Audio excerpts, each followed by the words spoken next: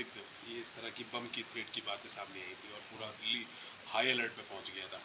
आपकी तरफ से क्या इस पर रिएक्शन? देखिए हमने ऑलरेडी जो दिल्ली के सीपी हैं उनको एक पत्र लिखा है कल ही, और वो पत्र लिख के हमने उनसे रिक्वेस्ट करी, निवेदन किया है कि देखिए इसकी जांच कराएं, क्योंकि देखिए दिल्ली के बच्चे सबसे ज़्यादा हमारे लिए इम्पोर्टेंट दिल्ली का भविष्य है।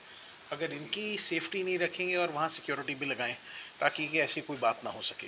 हमें इस बात में पूरी संभावना लगती है कि ये काम और किसी का नहीं, ये आम आदमी पार्टी का ही है।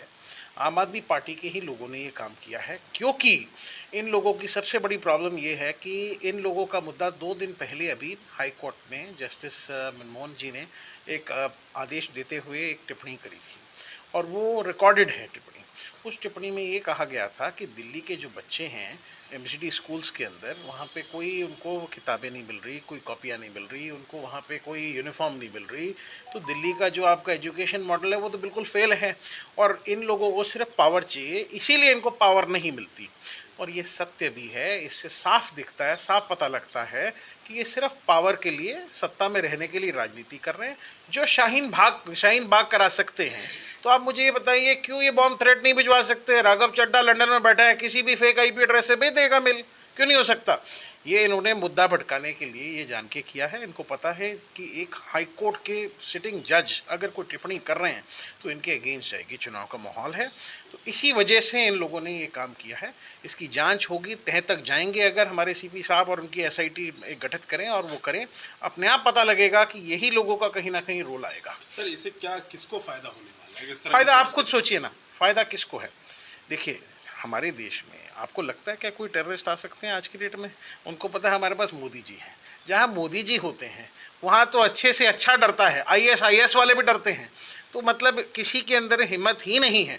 ये हिम्मत करने वाले और ऐसी हरकत करने वाले आम आदमी पार्टी वाले ही हैं जो हमारे माननीय प्रधानमंत्री जी के खिलाफ बकवास करते रहते हैं। और मैं आपको सही बताता हूँ, रियलिटी में हमने एक और चीज़ हमारे पत्र में मांगी है कि देखिए दिल्ली का जो जेल है, दिल्ली जेल प्रशासन जो है दिल्ली सरकार के अंडर आता है।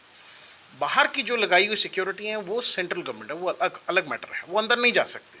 सीआरपीएफ, तमिलनाडु पुलिस, ये लोग अंदर नहीं जा सकते।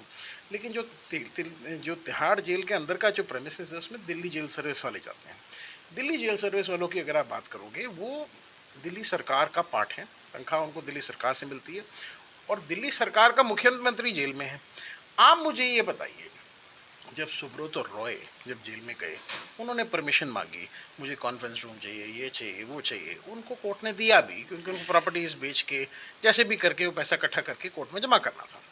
लेकिन अरविंद केजरीवाल जी ने ऐसी कोई डिमांड नहीं रखी, क्योंकि उनको सभी सुविधाएं मिल रही हैं। क्या गारंटी है जो सुपरिटेंडेंट वहाँ पे दिल्ली जेल सर्विस का काम कर रहा है वो अपना ही फ़ोन निकाल के इनको दे देता हो? लो केजरीवाल जी बात करो। आपको लगता है जो दिल्ली का मुख्यमंत्री होगा जिसके पास ये काम करते होंगे, चाहे वो जेल में हो, वो अपनी कुर्सी में बिठाता होगा इनको? और ये सब ड्रामा करते हैं कि हमारी मुलाकात ये कैंसिल कर दी वगैरह। आप ये बताइए, दिल्ली की जेल आपकी अपनी जेल है, आपकी अपनी जेल के अंदर आपको सुरक्षा का क्या डर है? अगर ऐसा ही इतना ही डर लगता है तो गृह मंत्री जी को एक चिट्ठी लिख दीजिए कि मुझे डर लगता है मेरे जेल में, इनका स्थानांतरण करने के लिए रिक्वेस्ट कर दीजिए कि देश की किसी और जेल में ट्रांसफ़र करें, जहाँ इनको पसंद हो, जहाँ इनको सेफ लगे। लेकिन मैं आपको ये कहना चाहता हूँ कि सबसे बड़ा इशू आज की डेट में यही है, इन्होंने सिर्फ मुद्दा भटकाने की राजनीति करनी है। भ्रष्टाचार के आरोपों के अंदर ये जेल में है। कोई भगत सिंह जी बनने की कोशिश करते हैं लेकिन बन नहीं सकते। ये कहते हैं ना, इन्होंने कैंपेन शुरू किया, जेल का क्या कहते हैं, जेल जाने का जो जवाब है वो वोट से देंगे। मैं आपसे पूछना चाहता हूँ कि दिल्ली में कौन ऐसे लोग हैं जो इनको वोट देंगे, वो भी भ्रष्टाचार करने के लिए?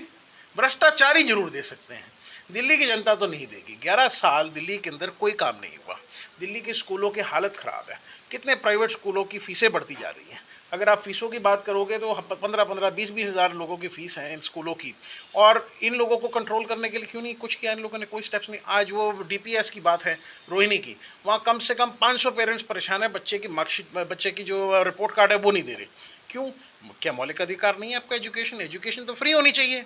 किस बात के लिए? अब आप एक बात बताएंगे, जो 30,000 रुपये कमाता है महीना, वो 15,000 रुपये अगर फीस दे देगा तो अपना घर कैसे चलाएगा? और एजुकेशन देनी भी जरूरी है। एजुकेशन तो सरकार की रिस्पॉन्सिबिलिटी है ना, मौलिक अधिकार है।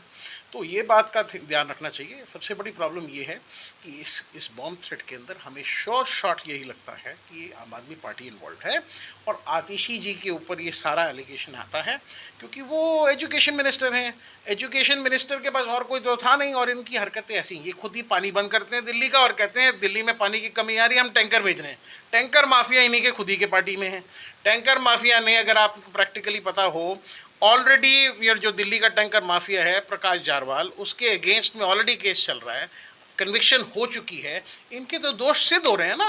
मैं आपको ये बताना चाहता हूँ कि आने वाले समय के अंदर आहिस्ता आहिस्ता एक एक एमएलए का पर्दाफाश होगा और हम खुद ही इनकी एक एक की फाइल पब्लिक करेंगे। कैलाश गहलोत जी की तो हमने पहले ही कर दी, जिनकी 1200 करोड़ रुपए की संपत्ति दिखी थी, अभी और भी हम लोग इसमें करेंगे। तो आपकी क्या डिमांड है आज की हमारी यही है, देखिए कि इसके अंदर इनके जो जेल का सेल है अरविंद केजरीवाल जी का, उस जेल के सेल का औचक निरीक्षण होना चाहिए और रेगुलर होना चाहिए, ताकि ये किसी भी विटनेसेस को टेम्पर ना कर सकें, एविडेंस को टेम्पर ना कर सकें। इनकी ऑलरेडी ईडी की जांच चल रही है और भी कई केसों में जांच चल रही है, तो ये बहुत ज़रूरी है। इसलिए मैं निवेदन करता हूँ हमारे दिल्ली के जो सीपी हैं उनसे कि औचक निरीक्षण के लिए एक एसआईटी बनाए, वो जाके इनके जो तिहाड़ जेल है वहाँ पहले भी आपको पता है कि कितने बारी मोबाइल मिले हैं। साथ में आपको ये भी पता होगा कि सुकेश चंद्रशेखर जो वहाँ पे बंद है, उसने 200 करोड़ रुपए का स्कैम वहाँ बैठे बैठे मोबाइल से ही किया था। तो जब उसको मोबाइल उपलब्ध हो सकता है तो केजरीवाल को क्यों नहीं? ये अपने आप में एक बहुत बड़ा सवाल है। देखिए, स्पष्ट तो तब ही होगा जब इसकी तलाशी होगी इनके जेल सेल की, तब पता लगेगा इनके पास कोई अवैध इक्विपमेंट है कि नहीं।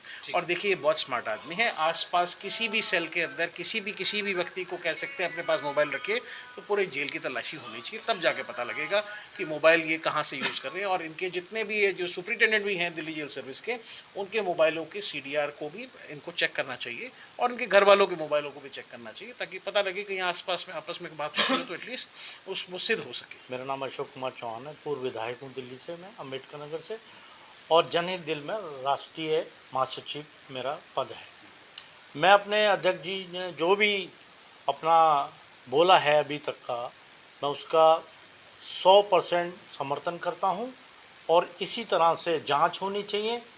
और दिल्ली सरकार जो इस टाइम लास्ट मूवमेंट पे चल रही है, यानी कि वो ख़त्म होने के कगार पे है और वो होनी चाहिए। ऐसी पार्टी का यहाँ पे कोई पब्लिक चाहेगी भी नहीं। जो जिन पब्लिक ने उनको वोट दिया बड़े, उससे आज वही पार्टी भ्रष्टाचार में लिप्त है, तो ऐसी भ्रष्टाचार पार्टी का दिल्ली में कोई भी समर्थन नहीं करे। सर ने डिमांड्स की है जेल को लेकर। मैं धर्मेंद्र सिंह कोहली, सीमापुरी से XMLA, जनहित दल का सिपाही। मैं अपने अध्यक्ष जी की बातों से सहमत हूँ और हम लोग चाहते हैं ये जांच का विषय, इसमें जांच होनी चाहिए। देखिए, कोर्ट की भी टिप्पणी आई थी कि अगर कोई लाइव अपने प्रचार के लिए वीडियो कॉन्फ्रेंसिंग मांगे तो वो दाऊद भी कल को चुनाव लड़ने लगेगा, तो वो भी इस तरीके की बात करेगा। तो इसका जांच का विषय, इस पर बिल्कुल जांच होनी चाहिए। ये बहुत गंभीर विषय, इस पर अंदर तक जांच होनी चाहिए।